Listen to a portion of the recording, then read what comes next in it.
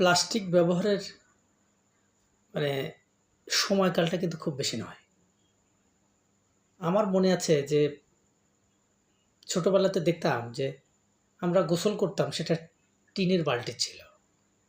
গোসলের মগটা ছিল টিনের। আপনার হাঁড়ি পাতিল ছিল অ্যালুমিনিয়ামের। থালা আমার বাবা পিতলের কাঁসার থালায় ভাত খেতেন। আমরা খেতাম টিনের থালাতে। কোনো আবার ইয়েও ছিল, স্টিল ছিল। টয়লেটের নোটা ছিল আপনার অ্যালুমিনিয়ামের। টিনের নোটাও ছিল।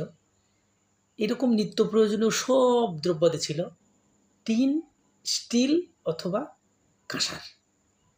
তার মানে সেই সময় কিন্তু কোনো দূষণ হতো না, সব কিছুই ভালো ছিল। হঠাৎ করে এই প্লাস্টিক চলে আসলো এবং মানুষের মধ্যে বিভিন্ন রোগ ব্যাধি ছড়াতে শুরু করলো।